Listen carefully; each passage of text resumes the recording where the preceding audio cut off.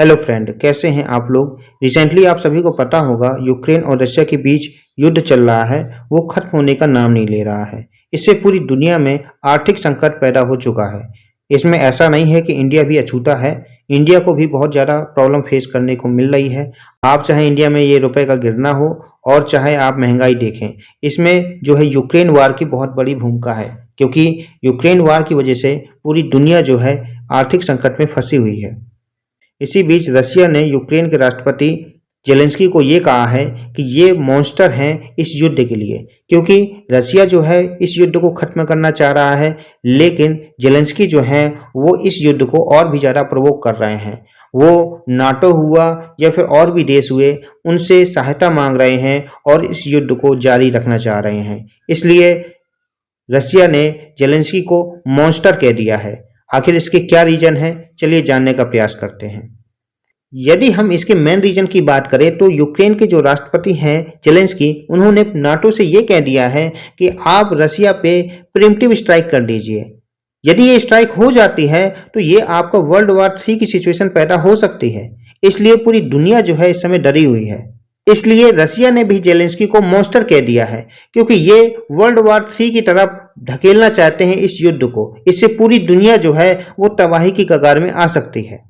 आपको पता ही होगा कि एलोन मस्क ने एक प्लान तैयार किया था जिससे ये युद्ध है वो खत्म हो सकता था, लेकिन जेलेंस्की ने इसको नहीं माना। इसलिए एलोन मस्क ने भी कह दिया है कि मैं यूक्रेन का बहुत बड़ा फैन हूं, लेकिन इसका मतलब ये नहीं कि मैं वर्ल्ड वॉर 3 चाहता हूं। अमेरिका के राष्ट्रपति बाइडेन भी जेलेंस्की के इस प्लान का सपोर्ट नहीं करते हैं। वो साफ कह रहे हैं कि यदि ये युद्ध और लंबा चलता है तो इससे न्यूक्लियर क्राइसिस का भी खतरा हो सकता है। न्यूक्लियर जो है रिस्क है वो पूरी रीजन में फैल सकता है, और ये खतरा ऐसा नहीं है कि बहुत छोटा होगा। ये क्यूबन मिसाइल क्राइसिस से भी बड़ा होगा जो 1962 में हुई थी। ये एक और आर्टिकल है, इसमें बाइडेन ने साफ कह दिया है कि यदि ये युद्ध और लंबा चलेगा तो पुतिन के पास कोई चांस नहीं बचेगा और इससे न्यूक्लियर वार का खतरा हो सकता है। और ये खतरा इतना नहीं है कि छोटा मोटा हो, ये आपका क्यूबन मिसाइल क्राइसिस से भी बड़ा हो सकता है जो 1962 में हुआ था। आप लोग सोच रहे होंगे कि 1962 में ऐसा कौन सा क्राइसिस हुआ था जिससे पूरी दुनिया सदमे में थी। 1962 में क्या था कि क्यूबा में तख्ता पलट का दौर चल रहा था, और इसमें जो वहाँ पे कास्ट्रो थे जो क्यूबा को संभाल रहे थे, वो यूएसएसआर को सपोर्ट करते थे। इसलिए यूएसएसआर और क्यूबा की जो दोस्ती थी वो बहुत अच्छी थी, और क्यूबा जो था वो आपका अमेरिका के बहुत पास था। यदि हम क्यूबन मिसाइल क्राइसिस की बात करें तो ये आपका 16 अक्टूबर 1962 से लेके 29 अक्टूबर 1962 तक चला। ये जो था 35 दिन तक ये क्राइसिस चला, और इसमें क्या है पूरी दुनिया जो है वो डरी हुई थी। यदि हम क्यूबा मिसाइल क्राइसिस के कॉजेस को जाने कि आखिर ये क्राइसिस क्यों हुआ था, उसका यदि मेन रीजन है आपका 1959 में कम्युनिस्ट रिवॉल्यूशन, और वहाँ पे कास्ट्रो की जो सत्ता थी उसको गिराया जा रहा था, और जो कास्ट्रो थे वो कम्युनिज्म को ज़्यादा सपोर्ट करते थे।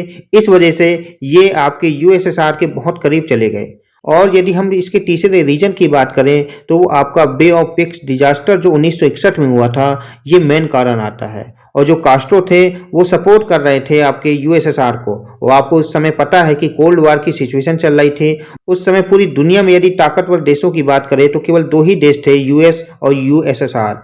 यूएस जो था वो वहाँ पे तख्ता पलट होने देना चाह रहा था। उस समय यूएस ने यूएसएसआर को रोकने के लिए टर्की में अपनी मिसाइल जो है डिप्लॉय कर दी थी। यूएस को ये पता था कि यदि यूएसएसआर इसमें अग्रेशन करता है तो टर्की से वो मिसाइल चला सकता है, लेकिन यूएस को ये नहीं पता था कि यूएसएसआर ने क्यूबा में अपनी मिसाइल डिप्लॉय कर दी है। और ये जो क्यूबा था ये बहुत ही पास था आपके यूएस के। ये मिसाइल इतनी खतरनाक थी कि ये आपके पूरे यूएस को डिस्ट्रॉय कर सकती थी। इसलिए पूरे चांस बन चुके थे कि न्यूक्लियर वार हो सकता है यूएस और यूएसएसआर के बीच में। आप लोग सोच रहे होंगे कि क्यूबा मिसाइल जो क्राइसिस था ये खत्म कैसे हुआ। उसका मेन रीजन है यूएस। यूएस ने साफ कह दिया कि क्यूबा में वो इन्वेड नहीं करेगा, लेकिन यूएसएसआर को अपनी मिसाइलों को क्यूबा से वापस बुलाना पड़ेगा। ये जो है एग्री हो गया दोनों देशों के बीच, और जो क्राइसिस था ये हमेशा के लिए समाप्त हो गया। लेकिन यदि हम आज की बात करें तो यूक्रेन इस युद्ध को समाप्त करने की तैयारी में नहीं है। वो साफ कह रहा है कि जो रशिया ने हमारी टेरिटरी ली है उनको वो वापस लेगा और साथ में जो क्रीमिया है उसको भी वो वापस लेगा। इस वजह से ये जो युद्ध है ये समाप्त होने का नाम नहीं ले रहा है। इससे पूरी दुनिया जो है आर्थिक संकट में फंसी हुई है और साथ में यूक्रेन ये चाह रहा है कि नाटो एक प्रिम्प्टिव स्ट्राइक कर दे रशिया के ऊपर। लेकिन आप सभी को पता है कि रशिया वो 4 रीजन को अपनी टेरिटरी बना चुका है और यदि रशिया पे अब कोई भी अटैक होता है तो रशिया अपने न्यूक्लियर जो मिसाइल हैं वो एक्टिव कर देगा। यदि हम इंडिया की बात करें तो इंडिया भी चाह रहा है कि यूक्रेन और रशिया के बीच ये युद्ध जो चल रहा है इसको जल्दी से समाप्त किया जाए। इसलिए पीएम मोदी ने भी जेलेंस्की से ये कहा है कि वो मीडिएटर का रूप ले सकते हैं यूक्रेन और रशिया के बीच में और इस युद्ध को समाप्त कर सकते हैं। लेकिन जेलेंस्की जो है इसको मान नहीं रहे हैं। यदि हम जेलेंस्की की बात करें तो जेलेंस्की इस युद्ध को खत्म करने के मूड में नहीं है। वो साफ अपना संकेत दे रहे हैं कि इस युद्ध को वो और लंबा चलाएंगे।